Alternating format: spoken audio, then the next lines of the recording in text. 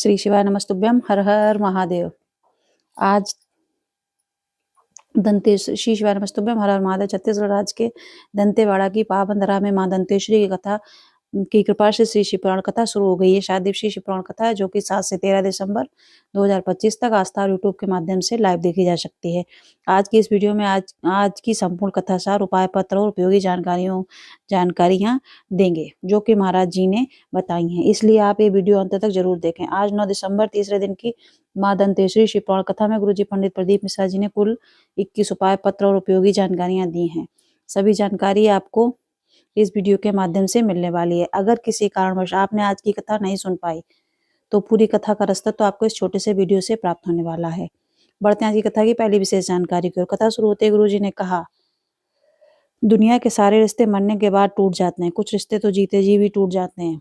तुमने हमारा काम नहीं किया, तुमने हमारी बात नहीं सुनी तो रिश्ता टूट जाता है, पर एक रिश्ता अपने माता पिता और परमात्मा से है जिसमें कोई व्यापारीकरण नहीं होता है। बढ़ते हैं आज की कथा की दूसरी विशेष जानकारी को। गुरुजी ने कहा, दूध जब बहुत उबल जाता है तो भाप आ जाती है, पानी जब बहुत उबल जाता है तो भाप आ जाती है, सब्जी जब बहुत गर्म हो जाती है तो भाप आ जाती है। उसी तरह जब हम परेशानी, दुख, तकलीफ और कष्ट में होते हैं और अगर हम एक लोटा जल भोलेनाथ के शिवलिंग पर अर्पित करते हैं तो शिव भी हमारे समीप आ जाते हैं। बढ़ते हैं आज की कथा की तीसरी विशेष जानकारी को। गुरुजी ने कहा, अच्छा समय और अच्छा शरीर ये दोनों एक साथ कभी नहीं चलते। शरीर अच्छा रहेगा तो समय अच्छा नहीं रहेगा, और अच्छा समय चलेगा तो शरीर अच्छा नहीं चलेगा, और शरीर और समय दोनों अच्छा चल रहा है तो भगवान का धन्यवाद कीजिए, भगवान की कथा सुनिए, भगवान के मंदिर में जाइए, भगवान की भक्ति में डूबे रहिए। बढ़ते आज की कथा की चौथी विशेष जानकारी को। गुरुजी ने कहा, ऐसा कोई संसार में जन्म नहीं लिया जिसके जीवन में दुख ना हो, जिसके जीवन में कष्ट ना हो, और अगर उस दुख को हमने अपने सिर में लेकर चलेंगे तो कभी कोई सुखी नहीं रह पाएंगे। इस बात को आपको ध्यान रखना चाहिए, अपने दुख को अपने भूलने का प्रयास करना चाहिए और अपने जीवन में नई शुरुआत करनी चाहिए। सुखी रहने का सबसे अच्छा तरीका बोझ लेना बंद कर देना है। किसने हमारे बारे में क्या कमेंट किया, किसने हमारे बारे में क्या बोल दिया, यह सब आपको भूल जाना है। यही सुखी रहने का सबसे आसान तरीका है, क्योंकि 18 प्रश्न जिन्होंने पत्र के माध्यम से भेजे थे उनका तीसरा प्रश्न यही था कि गुरुजी हम खुश कैसे रहें। इसके बाद गुरुजी ने कहा, हम उस व्यक्ति का इंतजार कर रहे हैं जिसने 18 प्रश्न लिखकर भेजा है। अगर वह जब भी पंडाल में आएगा तो हमसे मिलने जरूर आए, क्योंकि हम उसे माला पहनाना चाहते हैं। बढ़ते हैं पांचवी विशेष जानकारी की ओर। सोनिका देवी जी पत्र लेकर आई जिसमें उन्होंने लिखा, मेरा बेटा ना चल पाता ना बोल पाता था, बचपन में बहुत इलाज कराया, लाभ नहीं हुआ। आपकी कथा के बारे में पता चला, सीहोर से रुद्राक्ष लेकर आए, रुद्राक्ष जल शिवलिंग पर चढ़ाकर थोड़ा सा बच्चे को देना शुरू किया। आज मेरा बेटा चलने लगा, बोलने लगा, उसी का आभार व्यक्त करने हम कथा पंडाल में आए हैं। बढ़ते हैं आज की कथा की छठवीं विशेष जानकारी की ओर। गुरुजी ने कहा, कभी सीहोर जाओगे तो प्रयास करना, सीहोर कुबेरेश्वर धाम में आपको रुकना है, वहां रुकने की पूर्ण व्यवस्था, वहां पर आपको बिछाने और ओढ़ने की सभी सामग्री निःशुल्क रूप में मिल जाएगी। आप जिसे धाम से ले सकते हैं, मतलब सीहोर कुबेरेश्वर धाम में जो गुरुजी का ऑफिस है वहां से आप प्राप्त कर सकते हैं, और उसके उपयोग के बाद उसे वापस भी कर दें।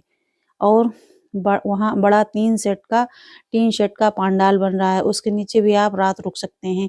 400 बाथरूम बन रहे हैं जो सब आपके लिए हैं, जिसमें आपको रुकने में कोई भी असुविधा का सामना ना करने पड़े, और इन सभी चीजों के उपयोग करने का कोई भी चार्ज नहीं है।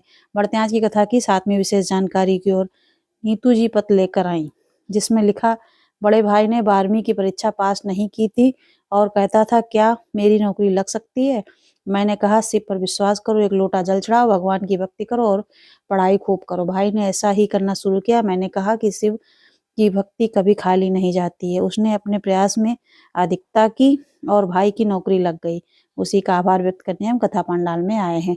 बढ़ते हैं आज की कथा की आठवीं विशेष जानकारी की ओर। गुरुजी ने कहा, मोबाइल में ज्यादा डाटा रखोगे तो मोबाइल एक समय हैंग होने लगेगा, उसी तरह आप अपने दिमाग में दुनिया भर की बातें रखोगे तो दिमाग भी हैंग होने लगेगा। डिप्रेशन, टेंशन और जीवन में दुख देखने को मिलेगा। केवल उपयोगी चीजों को ही आपको अपने अंदर रखना है, जिससे आपको सुख की प्राप्ति होती है। केवल उन पर ही ध्यान देना है, बाकी चीजों पर आपको बिल्कुल भी ध्यान नहीं देना है। बढ़ते हैं आज की कथा की 9वीं विशेष जानकारी की ओर। गुरुजी ने कहा, सारे नाम चेंज हो गए हैं, पर एक नाम आज तक चेंज नहीं हुआ। जीजा जी से जीजू हो गए, मामा जी से मामू हो गए, चाचा से चाचू हो गए, पर केवल फूफा जी भी आज फूफा जी ही हैं, वह फूफू नहीं हुए। बढ़ते हैं आज की कथा की 10वीं विशेष जानकारी की ओर। लीला ठाकुर जी पत्र लेकर आई, जिसमें लिखा, मेरी शादी के 16 साल हो गए थे, संतान सुख नहीं था, डॉक्टर को भी दिखाया, गर्भ नहीं ठहरा। आखिरी में पुष्पनाथ व्रत किया, बाबा की कृपा से संतान सुख हुआ। उसी का आभार व्यक्त करने हम कथा पांडाल में आए हैं। बढ़ते हैं आज की कथा की 11वीं विशेष जानकारी की ओर। प्रीति गुप्ता जी पत्र लेकर आई, जिसमें लिखा, मेरी बड़ी बेटी 16 वर्ष की है, छोटी बेटी 13 वर्ष की, और मुझे पता चला कि कुछ समय पहले मुझे मधुमेह की भी बीमारी हो गई। पुत्र ना हो पाने के कारण मुझे बहुत ताने सुनने पड़ते थे। बाबा पर भरोसा किया और आपकी कथा सुनना शुरू किया। एक लोटा जल मंदिर में जाकर शिवलिंग पर अर्पित करना शुरू किया। पशुपतिनाथ व्रत किया, सफेद आंकड़े की जड़ का प्रयोग किया, पांडाल में बैठकर कथा का श्रवण किया। बाबा की कृपा से गर्भ ठहर गया और पुत्र रत्न की प्राप्ति हुई। उसी का आभार व्यक्त करने हम कथा पांडाल में आए हैं। बढ़ते हैं आज की कथा की 12वीं विशेष जानकारी की ओर। शिवानली जी पत्र लेकर आई, जिसमें उन्होंने लिखा, 8 साल हो गए थे, संतान सुख नहीं था, खूब इलाज करवाया। पास में कथा हो रही थी, गुड़ियारी की कथा, मैंने कथा पांडाल में बैठकर सुनी। बाबा की कृपा से गर्भ ठहरा। आपको बताना चाहेंगे, 2 पशुपतिनाथ व्रत किए थे, मुझे जुड़वा बच्चे हुए। उसी का आभार व्यक्त करने हम कथा पांडाल में आए हैं।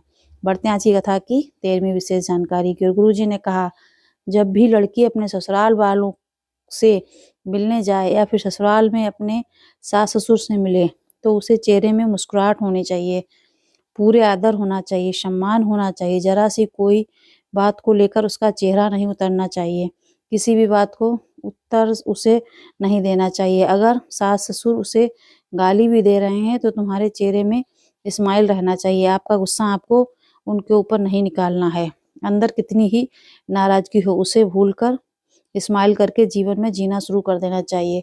उसी तरह दामाद को भी अपने ससुराल में जब भी जाए तो स्माइल करके जाना चाहिए। ऐसा नहीं कि भगोने जैसा मुंह बन लेकर जाकर बैठ गए कि हम दामाद हैं, चाय ले आओ। ससुराल वाले भी मन में बोलेंगे, चप्पल ले आए। आपको ऐसा व्यवहार करना चाहिए कि उन्हें भी लगे कि उनके बेटों में और उसके दामाद में कोई अंतर नहीं। बढ़ते हैं आज की कथा की 14वीं विशेष जानकारी की ओर। गुरु जी ने कहा, एक स्माइल ना जाने कितनों की नींद उड़ा देती है।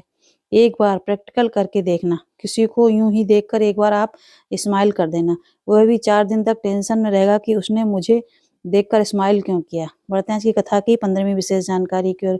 गुरु जी ने कहा, आजकल के लोग बोलते हैं कि हम आपकी भावना को समझते हैं। इसके बाद गुरु जी ने कहा, आप तो भावना को मत समझो, आप तो केवल मुंह से निकलने वाली वाणी को समझ जाओ, उतना ही काफी है। बढ़ते हैं आज की कथा की 16वीं विशेष जानकारी की ओर। गुरु जी ने कहा, पंडित प्रदीप मिश्रा जी ने सीहोर कुबेश्वर धाम से कई पुस्तकें लिखकर सभी को देते हैं। उन्हीं पुस्तकों को हमने दोस्तों, अगर आपको हमारी ये वीडियो पसंद आती है तो प्लीज़ इसे आप लाइक ज़रूर करें, जिससे कि हमें तो हमारा मनोबल बढ़ता है। आप हमारी बात को समझ पा रहे हैं, गुरु जी की बातें आप तक पहुँच पा रही हैं, इसलिए वीडियो को लाइक करना ना भूलें। इसके साथ ही बढ़ते हैं आज की कथा की आखिरी और अंतिम जानकारी की ओर। नई शिव पुराण कथाओं की जानकारी देते हुए श्री पंडित प्रदीप मिश्रा जी ने दिसंबर 2025 की शिव पुराण कथा के कार्यक्रम की जानकारी देते हुए बताया कि अगली शिव पुराण कथा 17 से 21 दिसंबर तक ग्राम पंचायत मधुपुरा दुर्ग में होने वाली है। कथा का समय दोपहर 2 से 5 बजे तक रहने की उम्मीद है। इसके साथ ही साथ दिसंबर माह की अंतिम शिव पुराण कथा 24 से 28 दिसंबर तक मुंबई में शिव पुराण कथा होगी। यह महाराष्ट्र की शिव पुराण कथा है जो वर्ष के अंत तक चलने वाली है। इस वीडियो में बताई गई जानकारी संबंधी जितने भी प्रश्न, बेसमी प्रश्न आप कमेंट बॉक्स के जरिए पूछ सकते हैं। हम आपको बताना चाहेंगे, आपके घर में एक श्री शिवाय नमस्तुभ्यम का स्टिकर होना चाहिए, या फिर वुडन का एक काफ़ी अच्छा प्रोडक्ट जो मतलब आप खरीद लीजिए मार्केट से, या फिर किसी तरीके का आपको जो है वो स्टिकर ज़रूर अपने घर में लगाना चाहिए। और जो कानपुर के आसपास के, लखनऊ आसपास के हैं, यूपी के, मतलब इधर कानपुर, कन्नौज, इलाहाबाद के आसपास के, उनको बता दें कि नई साल में, शायद अभी डेट नहीं हम बता सकते हैं, आज हम आपको कल बताएंगे, तो जो नई साल में कानपुर में भी भोले बाबा की कथा होने वाली है। श्री शिवाय नमस्तुभ्यम, हर हर महादेव।